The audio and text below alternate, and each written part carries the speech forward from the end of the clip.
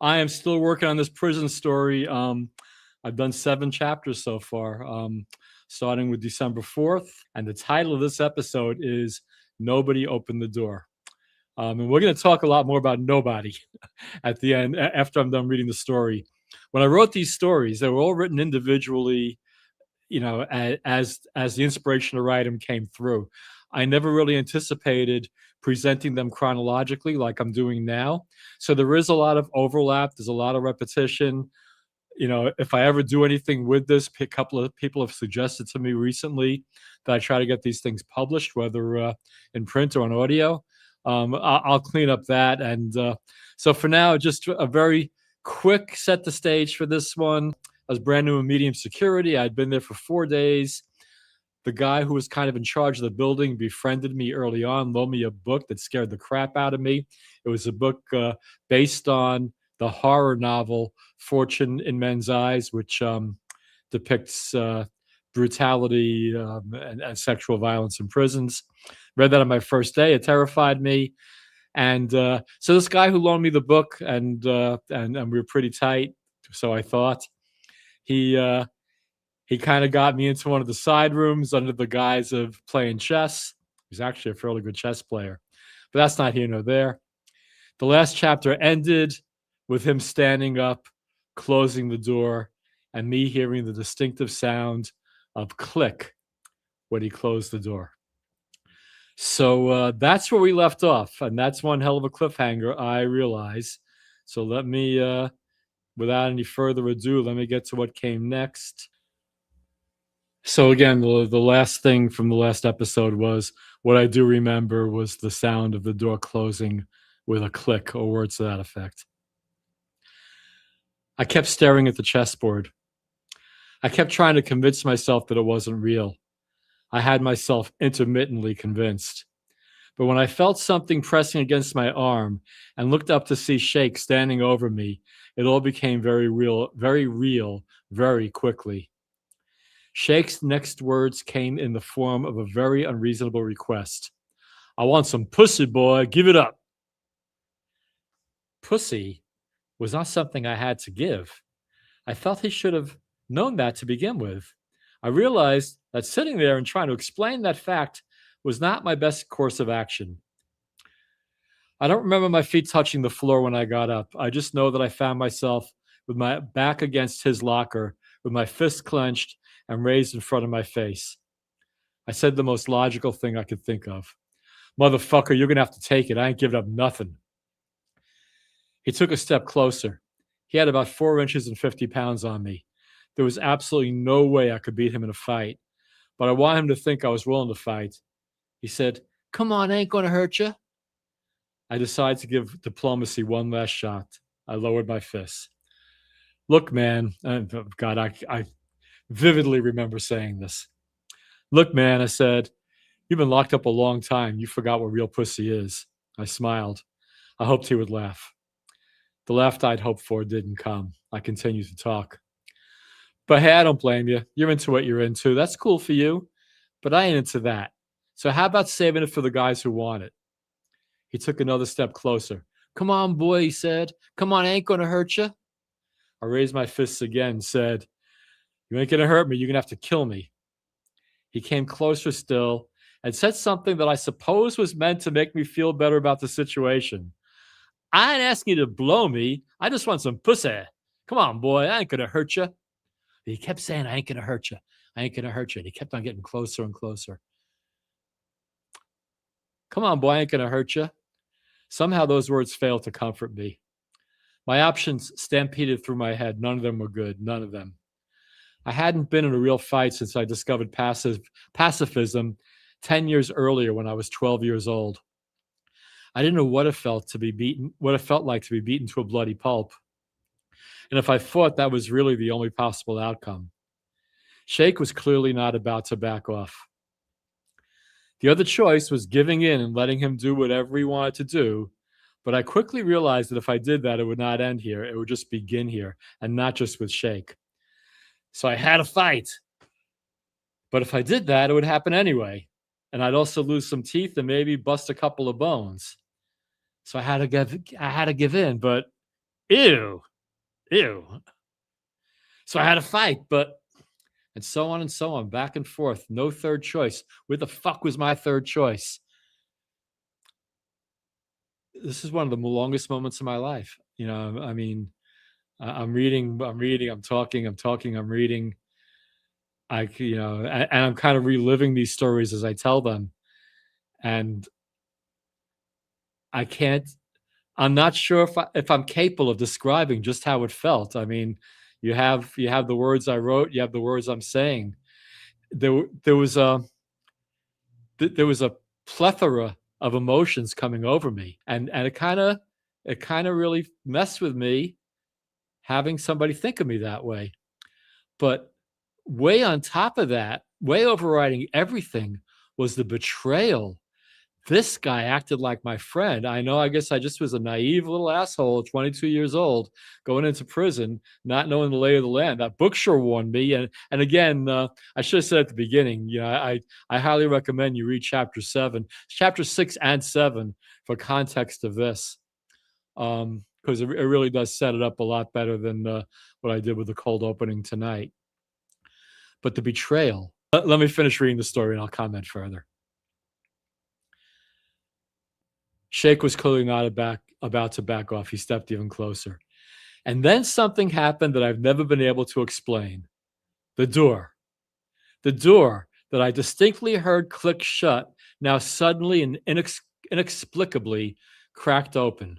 Not a lot, not wide, but just enough to make Shake think his little party had been crashed. Just enough to make him turn and look. I didn't have time to think.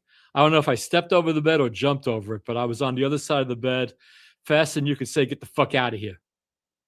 Shake, seeing that nobody was there, turned away from the door and turned back to where he thought I was. By the time he was done turning, I was out the door. I immediately walked over to Sid's bed where he was sleeping. Now, again, if you watch chapter 7, you'll know who Sid is. I'm not going to go into the whole thing now. I looked back at Shake's room. He was standing in the doorway, staring at me. Now I stared back. Not a word was exchanged, but our eyes spoke very clearly. His eyes said, "Yeah, okay, you got away this time." My eyes said, "You come one step closer and I'm waking up Sid." I spent the rest of the afternoon sitting in the main room. This time I was looking forward to the other guys coming back from their cruise. Okay, so now we jump ahead to dinner time. That happened sometime around 10, 11, or 11:30 in the morning, something like that. Anyway, Dannemora, New York, April 5th, 1976, 5:30 p.m. I sat across from Charlie in the mess hall. Conversation with him was very limited. He didn't know much about anything except country music and glass painting, and I knew nothing about country music. So we talked mostly about glass painting. There's a limit to how much new information can be exchanged in a conversation about glass painting. Try it sometime. Anyway, Charlie and I had absolutely nothing in common except for three things.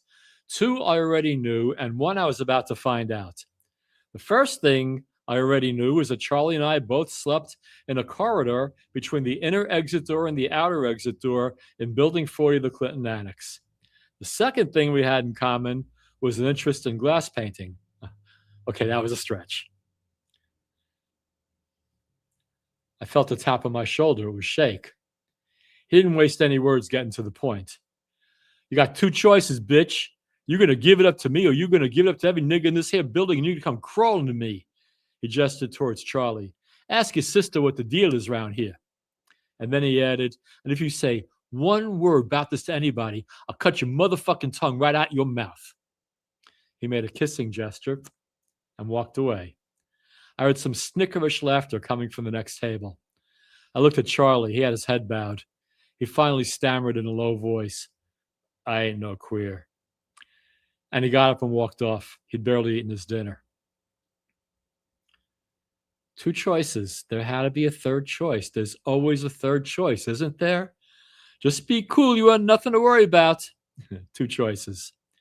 If I somehow managed to survive the rest of this day, I had another 337 to go before I can even think about getting out. Just be cool. You have nothing to worry about. Yeah, right. I heard Jimmy's voice, and again, you need to have watched chapter 6 and 7 to know who Jimmy is. I heard Jimmy's voice before I saw him, and I wasn't sure how long he'd been sitting across from me. He asked me something, and from the tone of his voice, it sounded like he was repeating a question I had not answered. "What's wrong?" is what he said. "Nothing," I said, and then to be more convincing, I elaborated. "Nothing's wrong." "Yeah, nothing's wrong. Bullshit," he said. "You should see the look on your face." I said nothing. He continued. "Okay, look, you don't want to say nothing. I'm cool with that. But you can't deal with this by yourself." He pointed a few tables away. "See those guys? They hang with me. We eat together. We work out in the gym together. We shower together. Nobody fucks with us."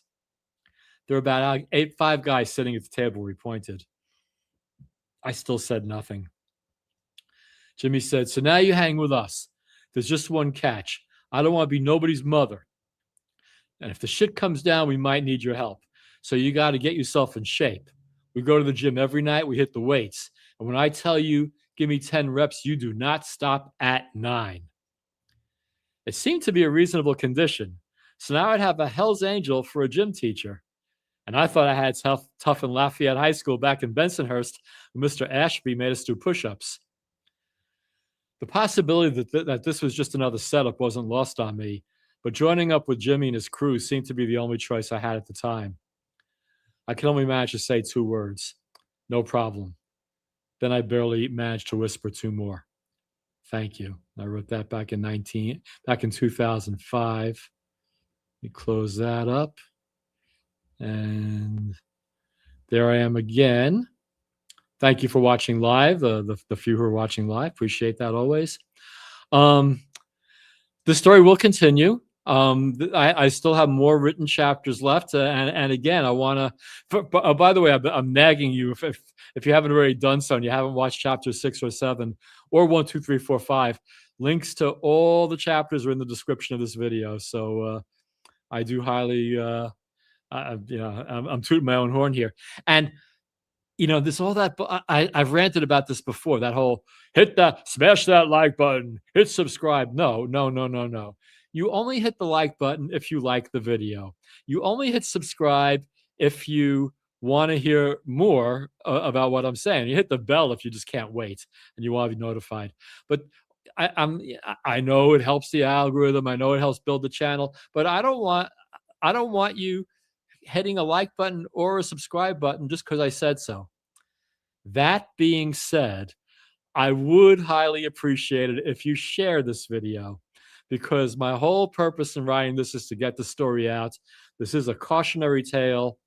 I'm hoping still, even though I'm 72, life's far from over. I'm still hoping to work with prisoners, something. I lived through this, and the only saving grace for me to having lived through it is the story being told.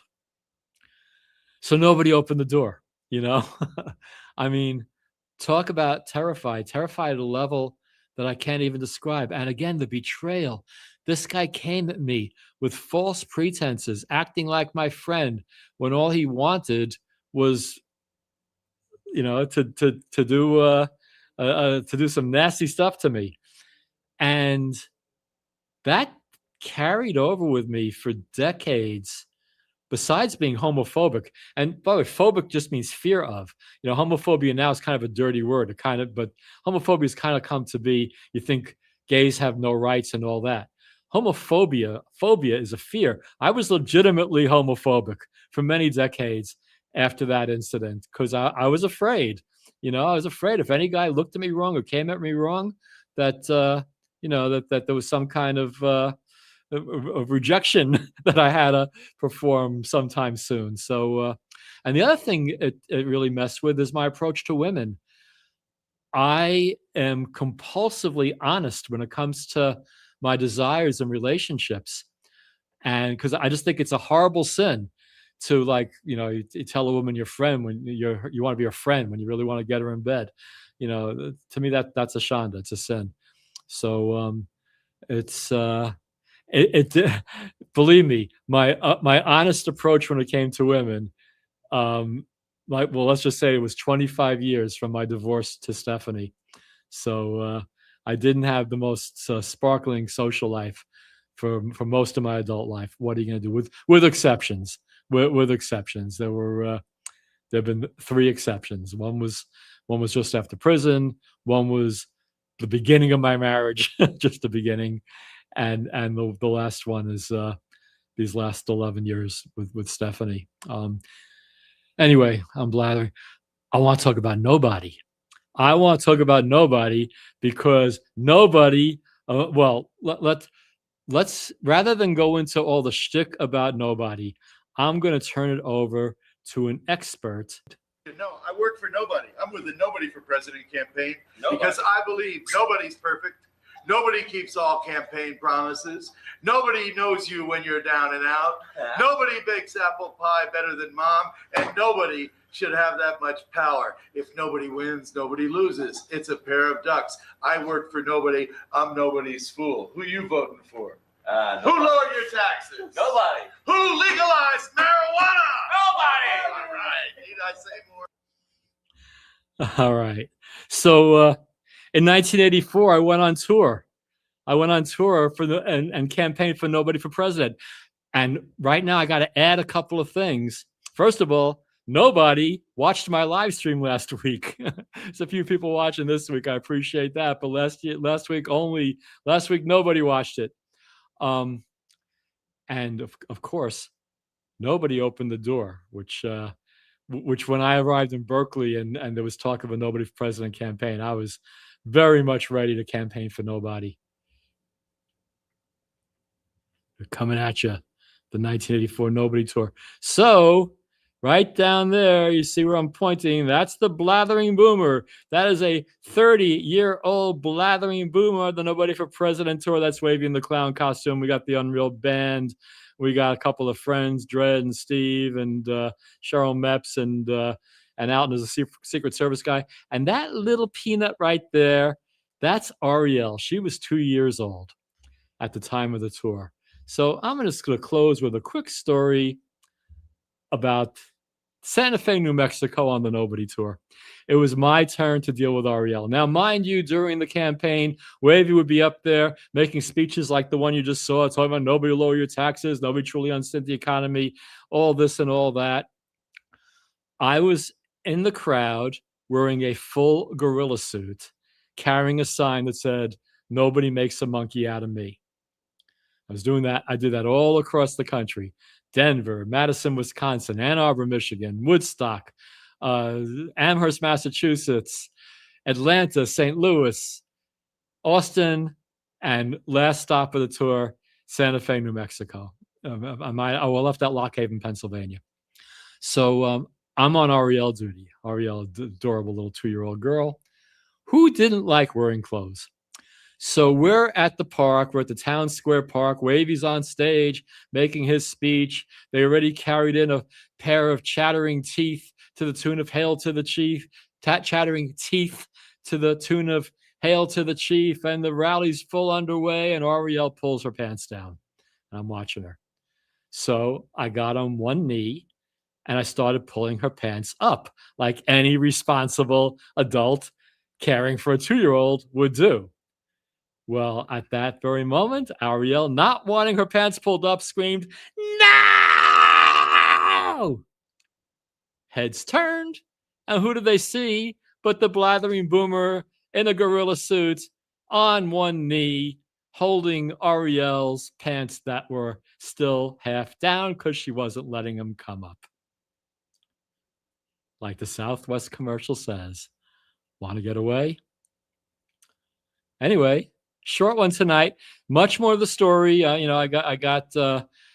have a lot coming up.